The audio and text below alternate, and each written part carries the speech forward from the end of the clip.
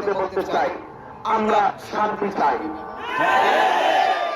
আমরা নিরাপদ জীবন ব্যবস্থা চাই, আমরা ব্যবসায়ীদেরকে নিরাপদে ব্যবসা করার সুযোগ দিতে চাই, আমরা চা শ্রমিকদের মুখে, মেহনতি মানুষের মুখে, সিএনজি চালকদের মুখে, ভ্যান চালকদের মুখে, অটো চালকদের মুখে, বাস চালকদের মুখে, সবার মুখে হাসি ফোটাতে চাই। আমার ভাইয়েরা, আপনাদের খেদমতে আমার কথা হলো, আমরা মনে করি যে বর্তমান সংসদে ইসলামী ধর্মীয় মূল্যবোধের যদি উপস্থিতি থাকে, তাহলে নিঃসন্দেহে আমি মনে করি একটা এমপি মন্ত্রীও বাংলাদেশের টাকা বিদেশে পাচার করবে। এখানে যেই মনে পাক নাই সেই মনে শিয়ালি লাভ হয়ে যায়। এই জন্য ওখানে গিয়ে কথা বলতে হবে, দেশের পক্ষে কথা বলতে হবে, ধর্মের পক্ষে কথা বলতে হবে, স্বাধীনতার পক্ষে কথা বলতে হবে, সার্বভৌমত্বের পক্ষে কথা বলতে হবে, অধিকার হারা মানুষের পক্ষে কথা বলতে হবে, বঞ্চিত মানুষের পক্ষে কথা বলতে হবে। আজকে আমরা দেখি যারা সংসদে যায় তারা অনেকে চাটুকার হয়ে যায়। আমরা কাউকে খুশি করতে কথা বলবো না, আমরা মানুষের মাঝে ইনসাফ আর নীতি আর ন্যায়ের ভিত্তিতে আদর্শ সমাজ বিনির্মাণে আমরা কাউকে ভয় করে নয়, এক আল্লাহ এবং তার রাসূলের বিধানকে বুকে ধারণ করে এই দেশের মানুষ এবং দেশের মানুষের অধিকারের পক্ষে কথা বলতে চাই। আমার ভাইয়েরা, অনুরোধ করে বলবো, আজকে যারা এসেছেন অনেক ঘন্টা ধরে আপনারা অপেক্ষা করেছেন। আজকে আমরা যারা নির্বাচন করতে আসছি, আপনারা জানেন যে আপনারা অনেক কষ্ট করে এই মোমবাতি প্রতীকে জায়গা জায়গায় ওয়ার্ক করছেন। আমি যদি আপনাকে আশ্বস্ত করি, আপনি বুঝতে পারবেন।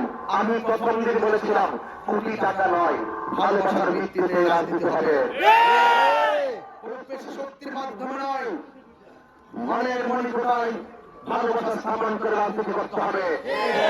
এই জন্য দেখেন, আমার যারা আজকে যারা এসেছেন তারা বুকে হাত দিয়ে বলতে পারবে না আমি তাকে সংসার চালানোর জন্য কিছু টাকা দিয়ে আমার ওয়ার্ক করেছি।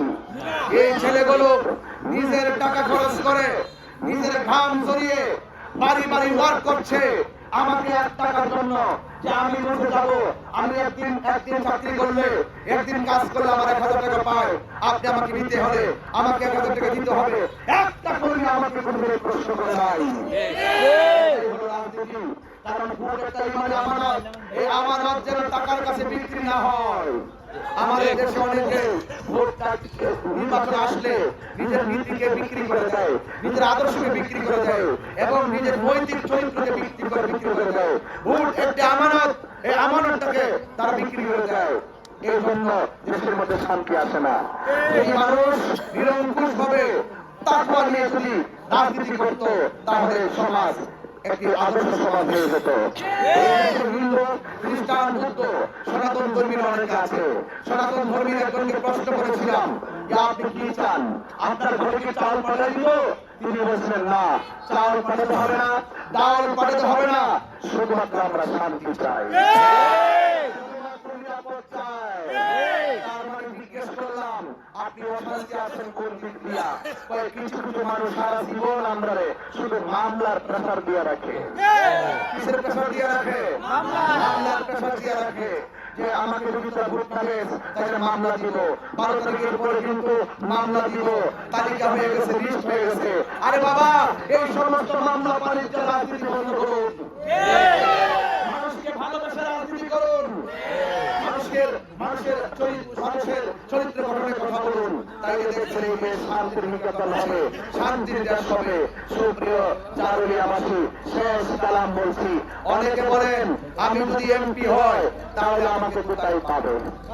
কি কয় না? সারা জীবন যে আমার আপনারা দাওয়াত করছেন, টাইমে কি আমার কোনো অসুবিধা হয়েছে? তা আমার কি 22 বছর আমার ওয়াদা দেখছেন না? আমার যে জবান দেখেন নাই? আমি কি কখনো আপনাদেরকে কষ্ট দিয়ে কথা বলছি? আমি কি কখনো আপনাদের ওয়াদা খেলাফ করেছি? তার মানে বোঝা গেল আমার উপরে যখন যে দায়িত্ব আসে আমি সেই দায়িত্ব শতভাগ পালন করি। মাধবপুর মানুষ আমাকে বুঝতে হবে না। আরে এমপি বানিয়েছেন, সারা জীবন আপনারা তারাশ করেছেন, দরজার সামনে দাঁড়িয়ে আছেন, দরজা খুলে নাই, আপনাকে মূল্যায়ন করে নাই, আপনার ভোটে এমপি হয়েছে, আপনাকে চূড়ান্ত মাধবপুর রেখে আপনি মাসে একবার খুঁজে পান নাই। আমি কথা দিয়ে যাচ্ছি, আমাকে খুঁজতে হবে না। আল্লাহ যদি আমাকে কবুল করে, আমি আপনাকে তালাশ করব ইনশাআল্লাহ। এটাই হলো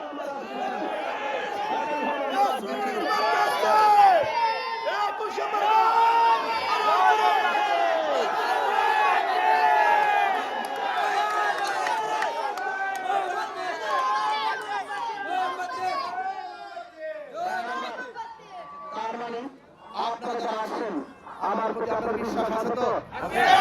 আপনার বিশ্বাসের মর্যাদা আমি রাখবো ইনশাআল্লাহ। সবাই ভালো থাকবেন। জয় হোক মেহনতি মানুষের, জয় হোক চা শ্রমিকের, জয় হোক ব্যবসায়ী বন্ধুদের, জয় হোক মোমবাতি প্রতীকের। আসসালামু আলাইকুম।